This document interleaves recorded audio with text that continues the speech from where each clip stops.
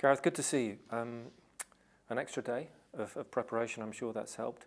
What pleased you most about the group stage you need to continue? Well, I think we improved as the stage went on. We talked after the first two games about piecing together the good defending and the good forward play. We did that reasonably in the last game, I think. I think we could have been better with the ball in the first half. So we're a work in progress, but we've fairly calmly navigated through a tricky group, I would say. Senegal, African champions. Are you stepping up a level? Yes, I would say so.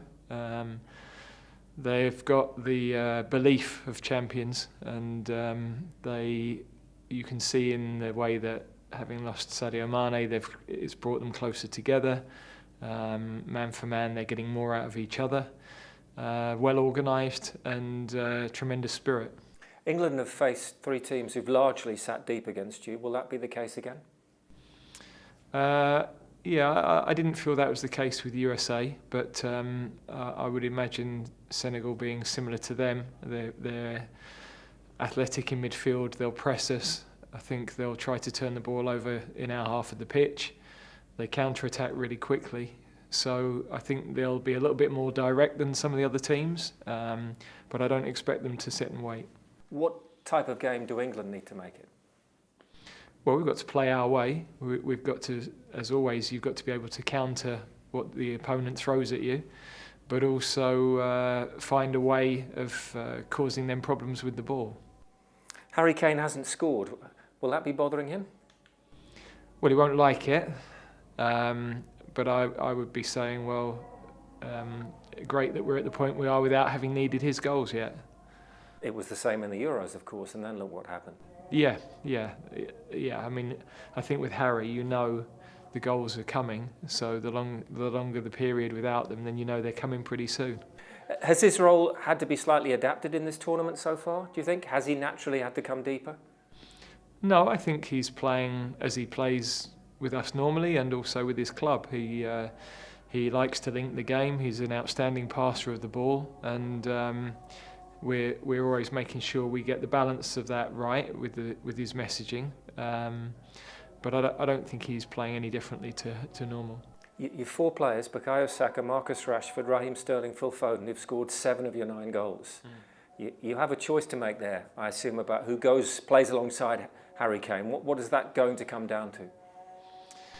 Yeah, well, we're going to need all of them, I would say, for a start, because in this day and age, substitutes are so important. The impact on the game late in the game is just as important as the impact from the start. So to have that depth, to have players that are confident because they've been scoring, is a good position to be in. And then we've got to assess individually where they are, what are the attributes that might be ideal for this opponent as well. What does Marcus Rashford offer you potentially for this game? Well, Marcus is a runner in behind in the main. He's obviously got that ability to produce something as he did the other night, where the power in his shooting is quite unique. So all the wide players in particular have totally different profiles, and they offer something different. And Phil Foden, I know a lot of people were very pleased to see him not only play and start, but contribute in the way that he did. What do you hope that his contribution will enable him to feel now about his place in the group? Yeah, well, I think he felt pressure before the game. He's spoken about that.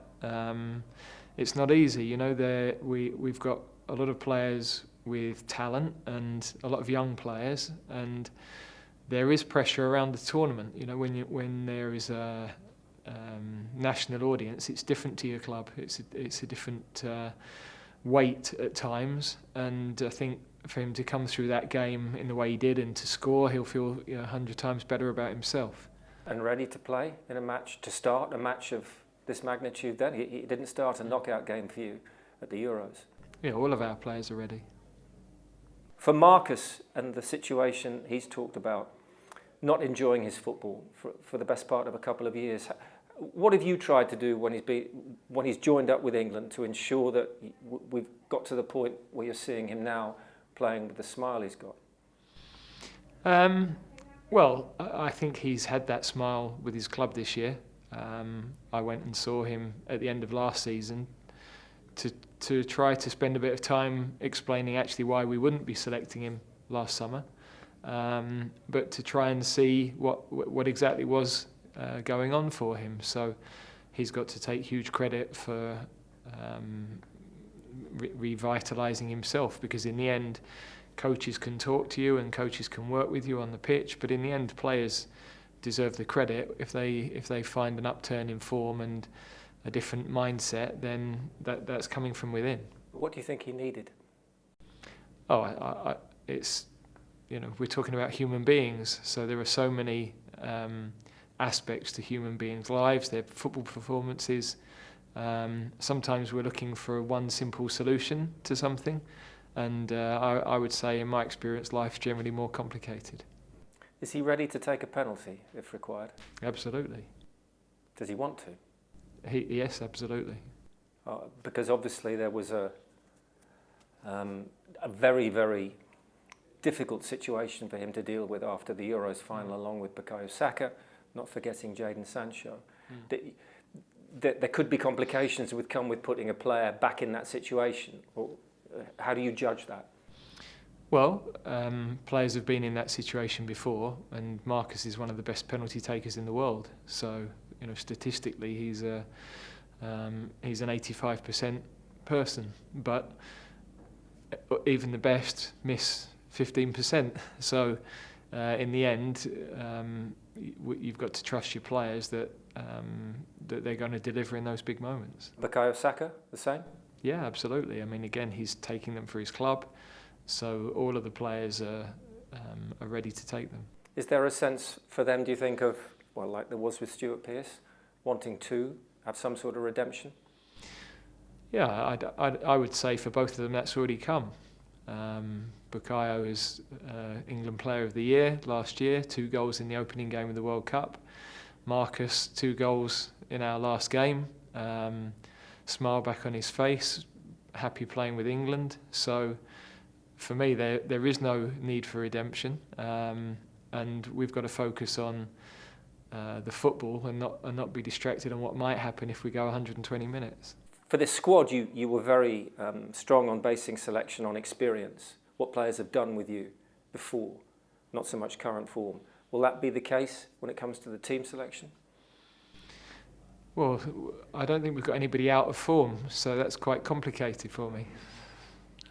A good position to be in again. Yeah, look, it's, of course, you have to make decisions as a manager, and those decisions will be panned for however many hours before the game. The public get the team when it's given out to them, and then you're beholden on the performances on the pitch and the outcome of the game, and people will judge it from there. So, I'm well aware of how that all works. I've got to pick the team I believe to be the right one. We're going to need strength from the bench. It's a crucial part of football now, especially with the 5 changes that you can make. And we'll make the decisions that give us what we feel is the best balance, and there are so many things that go into the thought process behind picking a team. Finally, if there's one quality you've had to this point you need most of all against Senegal, what is it? I think belief. I think we've been positive in the way we've approached the tournament. We knew that there were different types of obstacles ahead of us. This is a different one again, and so far we've come through all of those challenges, not perfectly, but as well as anybody else, that's for sure. TV audiences at home have been huge, and Sunday will possibly be the biggest TV audience of the year so far. Is there a message you'd like to send? That we've always wanted, and I've always wanted, to bring the country on a journey with us and to create nights that people remember forever. And I think we've had a few of those over the last few years, and we hope that Sunday's another one. Good luck, Gareth. Great to talk to you. Thank you.